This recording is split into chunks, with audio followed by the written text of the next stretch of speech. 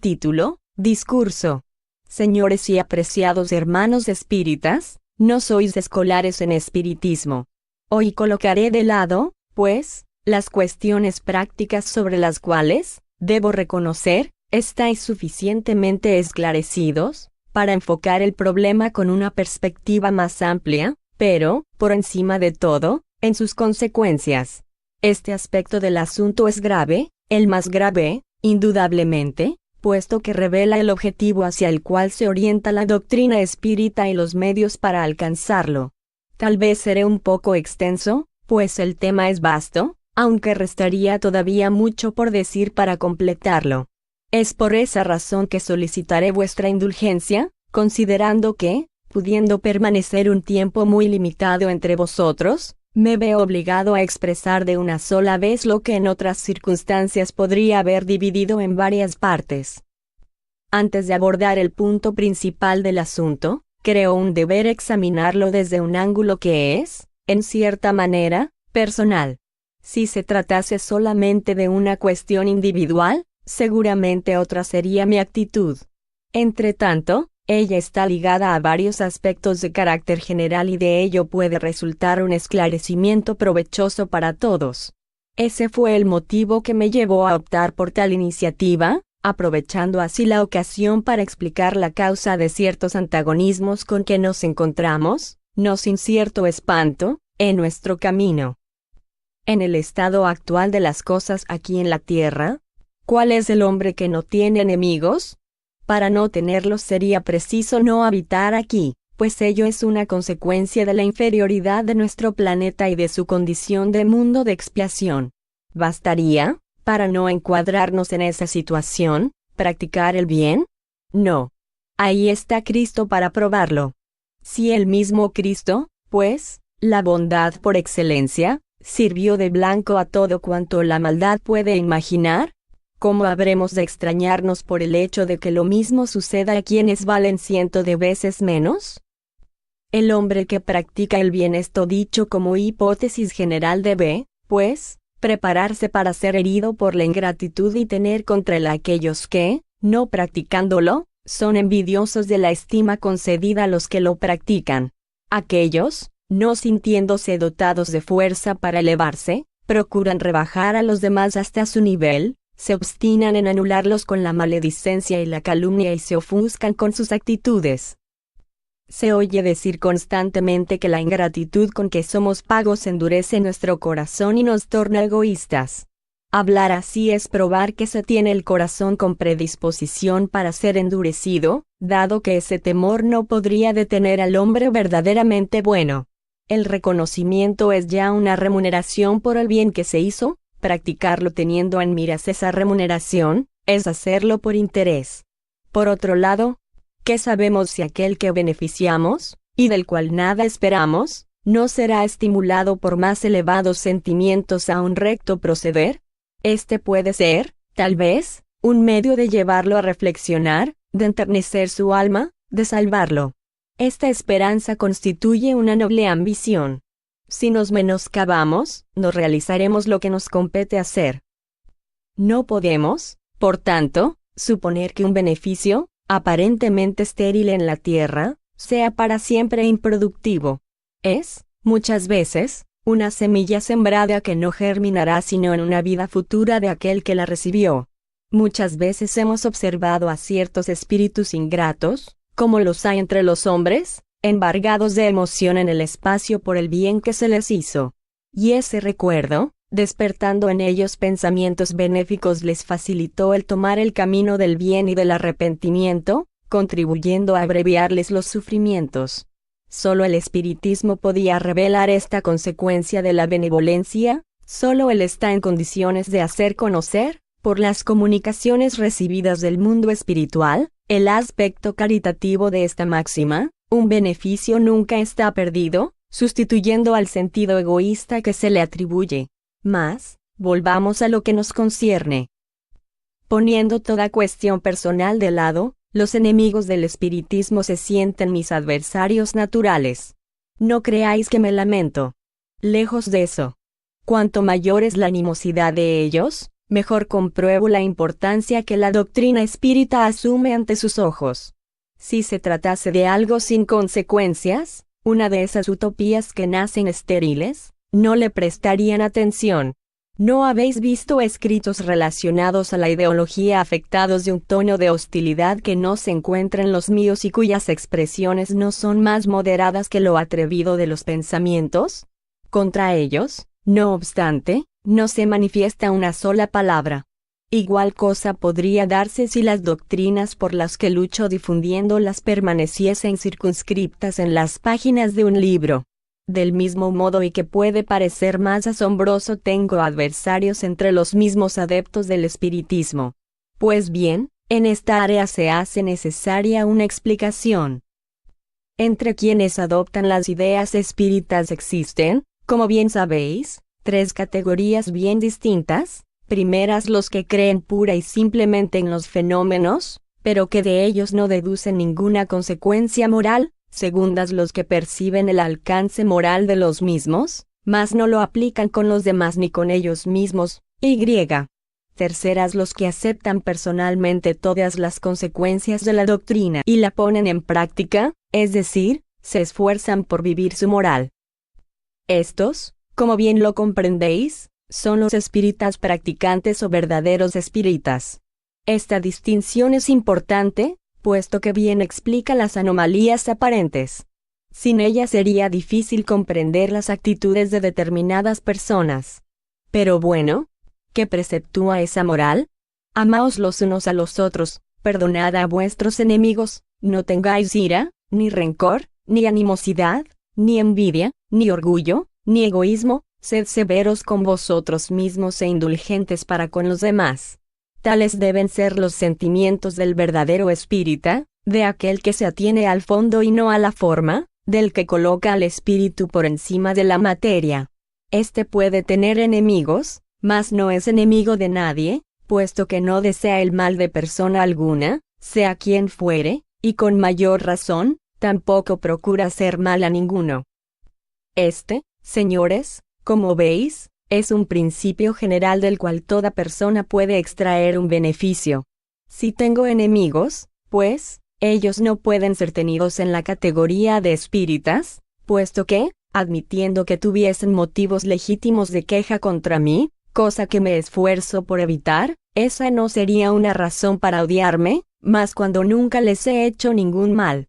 El espiritismo tiene por divisa, fuera de la caridad no hay salvación, lo que equivale a decir, fuera de la caridad no puede haber verdadero espírita. Os solicito inscribir, de aquí en adelante, esta divisa en vuestras banderas, dado que ella resume al mismo tiempo la finalidad del espiritismo y el deber que él impone. Estando reconocido que no se puede ser un buen espírita con sentimientos del rencor en el corazón, yo me alegro de contar solo como amigos a los auténticos espíritas, puesto que si yo tengo defectos ellos sabrán disculpármelos. Seguidamente veremos a qué vastas y fructíferas consecuencias conduce este principio. En primer lugar, examinaremos las causas que pueden excitar ciertas animosidades. Desde que comenzaron las primeras manifestaciones de los espíritus, algunas personas vieron en ellas un medio de especulación, una nueva mina para ser explotada. Si esta idea hubiese seguido su curso, habríamos visto pulular por todas partes a mediums y pseudo-mediums, ofreciendo consultas a un determinado precio por sesión. Los periódicos contarían con gran cantidad de esos anuncios. Los mediums se habrían convertido en decidores de la suerte y el espiritismo se habría ubicado en la misma línea de la adivinación, de la cartomancia, de la necromancia, etc. Ante tal desconcierto, ¿cómo podría el público diferenciar la verdad de la mentira? Poner al espiritismo a salvo en medio de tal confusión, no sería cosa fácil. Fue imperioso impedir que él se encaminara por esa vía funesta. Era preciso cortar por la raíz un mal que lo habría atrasado por más de un siglo. Fue lo que me esforcé en hacer, demostrando desde el principio el carácter grave y sublime de esta nueva ciencia, haciéndola salir del camino exclusivamente experimental para hacerla penetrar en el de la filosofía y la moral, revelando, finalmente, La profanación que sería explotar el alma de los muertos, al tiempo que cubrimos sus despojos con el mayor respeto. De ese modo, señalando los inevitables abusos que resultarían de semejante estado de cosas, contribuí y de eso me congratulo para que no se llegara al descrédito y la explotación pública del espiritismo, poniéndolo a la consideración, en cambio, como algo venerable y digno de respeto. Creo haber prestado con ello algún servicio a la causa, y si no hubiese actuado de tal forma, ¿de qué me podría alegrar? Gracias a Dios mis esfuerzos fueron coronados por el éxito, no solamente en Francia, sino también en el extranjero, y puedo decir que los médiums profesionales son hoy raras excepciones en Europa. Donde sea que mis obras penetraron y sirven de guía, el espiritismo es visto en su genuino aspecto, esto es, en su carácter esencialmente moral. Por todas partes los médiums sinceros y desinteresados que comprenden la responsabilidad de su misión, se ven rodeados de la consideración que les es debida, cualquiera sea su posición social. Y esa consideración crece en sentido paralelo con el mayor desinterés. No pretendo decir que entre los médiums profesionales no existan muchos que sean honestos y dignos de consideración. Pero la experiencia ha demostrado a mí y a muchos otros, que el interés es un poderoso estimulante del fraude, puesto que tiene por miras el lucro, y si los espíritus no colaboran, lo que frecuentemente ocurre, puesto que no están para satisfacer nuestros caprichos, la astucia, fecunda en estos trances, encuentra con facilidad un medio de suplirlos. Para uno que actúe con lealtad, habrá cientos dispuestos al abuso, lo que afectará la reputación del espiritismo. Por otro lado, nuestros adversarios no descuidarán el explotar en provecho de sus críticas los fraudes que pudieran comprobar, concluyendo con ello que todo en el espiritismo es falsedad y que urge, por tanto, oponerse a ese nuevo género de engaño.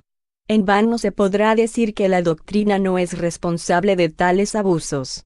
Bien conocéis el proverbio: cuando se desea matar al perro, se dice que está rabioso. ¿Qué respuesta más oportuna podría darse a una acusación de mixtificación que decir: ¿quién os invitó a venir? ¿Cuánto pagasteis para entrar? Aquel que paga quiere ser servido, exige una retribución por su dinero, si no le es dado lo que espera, tiene el derecho de reclamar. Pues bien, para evitar esa reclamación se trata de satisfacerlo por cualquier medio. De ahí el abuso, pero el abuso que amenaza convertirse en regla en vez de una excepción. Por ello la necesidad de combatirlo. Ahora que tenemos una opinión a este respecto, el peligro es de temer solo con los inexpertos. A quienes se quejaren, pues, de haber sido engañados o de no haber obtenido las respuestas que deseaban, podemos decirles: si hubieseis estudiado el espiritismo, sabríais en qué condiciones él puede ser experimentado con provecho, conoceríais cuáles son los legítimos motivos de confianza y de duda y qué es, en suma, lo que puede esperarse de él. No habríais pedido lo que él no puede dar, no hubierais ido a consultar a un médium como a un cartomántico para pedirle a los espíritus revelaciones, consejos sobre herencias, descubrimientos de tesoros y otro ciento de cosas semejantes que no son incumbencia del espiritismo. Si fuisteis engañados, debéis culparos solo vosotros. Es evidente que no se puede considerar una explotación la mensualidad que se paga a una sociedad para solventar las expensas de su sostenimiento. De igual manera, la más elemental equidad nos dice que no se puede imponer esa contribución a personas que no disponen de posibilidades financieras o de tiempo para frecuentar con asiduidad como asociados. La especulación consiste en hacer de la situación una industria, atrayendo al primero que fuere, curioso o indiferente, exigiéndole dinero. Una sociedad que así actuase sería tan reprensible, o más aún, que un individuo, y no merecería ninguna confianza. Una institución espírita debe proveer a sus necesidades. Ella debe compartir entre todos sus integrantes los gastos y nunca cargarlos sobre uno solo. Eso es justo, y con este criterio no existe ni explotación ni especulación. En cambio, el caso sería muy distinto si el primero que se presentase pudiese adquirir el derecho de entrada por medio de un pago, pues esto sería desnaturalizar la finalidad esencialmente moral e instructiva de las reuniones de este género, haciendo de ellas un espectáculo para curiosos. En cuanto a los mediums, estos se multiplican de tal modo que los profesionales serían, hoy en día, considerados superfluos. Tales son, señores, las ideas que me esforcé por hacer prevalecer, motivo por el cual me siento feliz por el hecho de haber obtenido éxito mucho más fácilmente de lo que había pensado. Pero comprendí, también, que aquellos a quienes frustré en sus esperanzas no son mis amigos. Estamos, pues, en presencia de un grupo que no me puede ver con buenos ojos, lo cual, convengamos, poco me inquieta. Si nunca la explotación del espiritismo se la intentó introducir en vuestra ciudad, yo os invito a renegar de esa nueva industria a fin de no comprometeros brindándole vuestro apoyo y para que las censuras que se originaran no vayan a caer sobre la pureza de la doctrina. Junto a la especulación material existe aquella otra a la cual podríamos llamar especulación moral, esto es, la satisfacción del orgullo, del amor propio. Es el caso de quienes intentan, al margen de todo interés pecuniario, hacer del espiritismo un pedestal honorífico para colocarse en evidencia. A estos muy poco los favorecí en mis escritos, y mis consejos, por otro lado, desvirtuaron más de un intento premeditado y calculista, probando que las cualidades del verdadero espírita son la abnegación y la humildad, conforme a la máxima de Cristo: quien se exalta será humillado. Estos son los que integran el segundo grupo que, igualmente, tampoco me aprecian. En él se encuentran los portadores de las ambiciones frustradas y de los amores propios resentidos. En esta clase de personas están las que no me perdonan el hecho de haber logrado éxito. Para ellas, el suceso de mis obras es causa de disgusto y motivo que les hace perder el sueño cuando asisten a los testimonios de simpatía que espontáneamente me son dispensados. Este grupo de envidiosos lo constituyen todos aquellos que, por temperamento, no toleran ver a un hombre elevar un poco la cabeza sin intentar nada por sumergirlo. Otro grupo no menos irascible, seguramente, es el constituido por mediums, no por mediums mercenarios, sino, por el contrario, desinteresados, materialmente hablando. Me refiero a los mediums obsedidos, o mejor dicho, fascinados. Algunas consideraciones a este respecto no dejarán de tener su utilidad. Estos, por su orgullo, están de tal forma persuadidos de que todo cuanto reciben es sublime y solo puede provenir de los espíritus superiores, que se irritan con la menor observación crítica, al punto de enemistarse con sus amigos cuando éstos manifiestan la inhabilidad de no admirar lo que les parece absurdo. En esto reside la prueba de la mala influencia que los domina, puesto que, suponiéndose que por falta de capacidad de juzgar o de conocimiento no estuviesen sus críticos en condiciones de percibir claramente, esto no puede constituir un motivo para tener prevención respecto a ellos, que no se hallan en su misma posición. Pues bien, esa es la tarea de los espíritus obsesores, los cuales, para mantener mejor al medium bajo su dependencia, lo inducen al alejamiento y rechazo de toda persona que esté en condiciones de abrirle los ojos. Existen también los dotados de una susceptibilidad que linda con el exceso.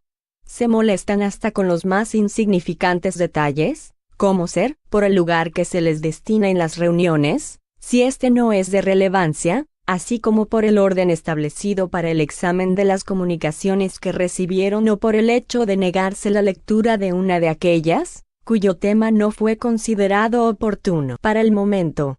Algunos se fastidian cuando no son invitados a brindar su concurso con asiduidad, otros se disgustan porque el orden de los trabajos no es invertido, de manera de favorecer sus conveniencias. Hay, además, aquellos que les agradaría ser considerados mediums titulares de un grupo de una sociedad, ser allí los dueños y señores y que sus espíritus guías sean tomados por árbitros infalibles de todas las cuestiones, etcétera, etcétera. Esos motivos son tan pueriles y tan mezquinos, que ninguno de ellos se anima a confesarlos. Mas no por eso dejan de constituir una fuente de sórdida animosidad que, tarde o temprano, se manifiesta a través de las discordias y los alejamientos. sin tener razones objetivas que ofrecer por su retiro, muchos, poniendo de lado los escrúpulos, presentan pretextos o alegaciones imaginarias. El hecho de no haber satisfecho jamás las pretensiones de esas personas fue considerado por ellas como un grave error nuestro, o mejor dicho, como un crimen, razón por la cual, naturalmente, me dieron la espalda, gesto ese al cual reaccioné, una vez más según ellos erróneamente, no dándoles ninguna importancia. Todo esto es imperdonable. Decían. ¿Concebiréis esta palabra en los labios de personas que se dicen espíritas? Este es un vocablo que debería ser quitado del léxico espírita. Esos desagrados los han experimentado, como yo, la mayor parte de los directores de grupos o de sociedades, y a todos yo los invito a tomar mi actitud, esto es, la de no dar importancia a esos médiums que más constituyen un inconveniente que un recurso.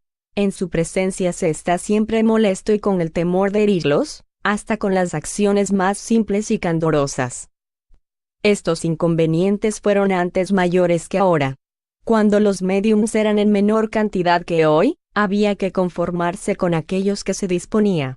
En la actualidad, en cambio, en que ellos se multiplican por todas partes, el obstáculo disminuyó en razón misma de poderse seleccionar, a la vez que por la mayor compenetración de los verdaderos principios de la doctrina que la generalidad posee. Dejándose a un lado el grado de la facultad, las cualidades de un buen médium son la modestia, la sencillez y la devoción. Él debe ofrecer su colaboración teniendo por miras el ser útil y no el de satisfacer su vanidad. Nunca debe atenerse a las comunicaciones que recibe, pues de tal manera podría pensarse que hay en ellas algo suyo, algo que tiene interés en defender. Debe aceptar la crítica, e incluso solicitarla, sometiéndose a las advertencias de la mayoría sin intenciones premeditadas. Si lo que recibe es falso, malo o detestable, todo eso es preciso que se le diga sin ningún temor de herirlo, e incluso con la seguridad de que tal cosa no ha de ocurrir. Esos son los médiums verdaderamente útiles a un grupo, con los cuales jamás habrá motivos de desinteligencias, puesto que comprenden muy bien la doctrina. De igual forma son ellos los que reciben las mejores comunicaciones, dado que no se dejan dominar por los espíritus orgullosos. Los espíritus mentirosos no se les acercan, puesto que se reconocen impotentes para poderlos utilizar. En cuanto a los demás, ellos no comprenden la doctrina o no la quieren comprender. Seguidamente viene una categoría conformada por personas que jamás están satisfechas. Algunas de ellas consideran que procedo con una extremada celeridad, al paso que otras, con una cierta lentitud. Es como en la fábula El molinero, su hijo y el jumento. Los primeros me reprueban el haber formulado principios prematuramente y erigirme en calidad de jefe de una escuela filosófica. Pero ocurre que, dejando de lado la idea espírita, ¿acaso no me correspondería a mí el derecho de arrogarme, como tantos otros, el de ser autor de un sistema filosófico, así fuese este el más absurdo? Si mis principios son falsos, ¿por qué no presentan otros que los sustituyan, haciéndolos prevalecer? Ellos, según parece, no son juzgados de irracionales por la generalidad, ya que encuentran adherentes en tan grande número. Pero ¿no será eso, justamente, lo que excita el mal humor de esas personas? Si esos principios no tuviesen partidarios, si fuesen ridículos a partir del primer enunciado, seguramente de ellos ya ni se hablaría.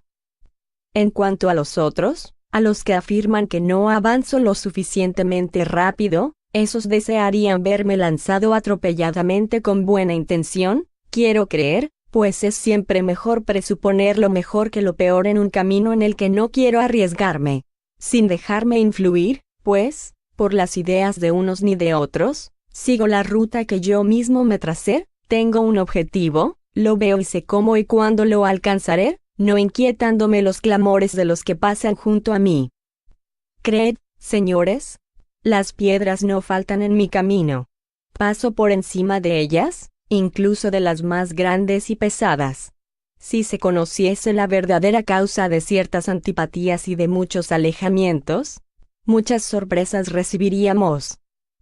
Además, Es preciso que me refiera a las personas que son puestas, con relación a mí, en posiciones falsas, ridículas y comprometedoras, las cuales pretenden justificarse, en última instancia, recurriendo a pequeñas calumnias, los que esperaban seducirme con sus elogios, creyendo de esta manera poderme llevar a servir sus designios, dándose luego cuenta de la inutilidad de sus maniobras para atraer mi atención, aquellos que no elogié ni estimulé, y que eso esperaban de mí, esos otros, en fin, que no me perdonan el haber adivinado sus intenciones y que son como la serpiente a la que se la pisa.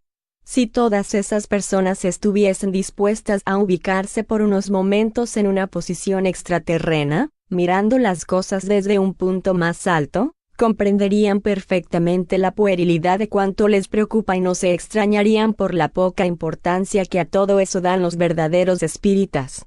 Es que el espiritismo abre horizontes tan vastos que la vida corporal, corta y efímera, se apaga con todas sus vanidades y sus pequeñas intrigas ante lo infinito de la vida espiritual. Tampoco debo omitir una censura que me fue dirigida, la de no hacer nada para traer nuevamente junto a mí a personas que se habían alejado. Eso es verdadero, y la reprobación fundamentada.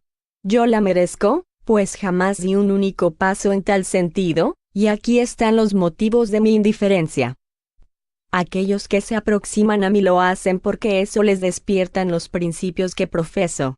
Los que se apartan, lo hacen, porque no les convengo o porque nuestras maneras de ver las cosas no concuerdan. ¿Por qué, entonces, tendría que contradecirlos, imponiéndome a ellos? Además, honestamente, carezco de tiempo para intentarlo. Es sabido que mis ocupaciones no me permiten el tiempo suficiente para descansar. Por otro lado, por uno que se aleja, hay 1000 que llegan. Considero un deber dedicarme a estos, por encima de todo, y eso es lo que hago. ¿Orgullo? ¿Desprecio por los demás? Oh, no. Honestamente, no. Yo no desprecio a nadie y me conduelo de quienes actúan mal, rogando a Dios y a los espíritus buenos para que hagan nacer en ellos mejores sentimientos. Eso es todo. Si retornan, son siempre recibidos con júbilo. Mas correr a su encuentro, eso no me es posible hacerlo en razón del tiempo que de mí reclaman las personas de buena voluntad, y, además, porque no doy a ciertos individuos la importancia que ellos se atribuyen. Para mí, un hombre es un hombre, nada más. Mido su valor por sus actos, por sus sentimientos, nunca por su posición social. Así pertenezca él a las más altas clases de la sociedad, si procede mal, si es egoísta y negligente en cuanto a su dignidad, ante mis ojos es inferior al trabajador que vive correctamente, y yo aprieto más cordialmente la mano de un hombre humilde cuyo corazón siento vibrar que la de un potentado cuyo pecho está mudo. La primera me transmite calidez, la segunda frialdad. Hombres de la más alta posición me honran con sus visitas, sin embargo, nunca por causa de ellos, un trabajador quedó postergado para hablar conmigo. Muchas veces, en mi escritorio, el príncipe se sienta junto al obrero.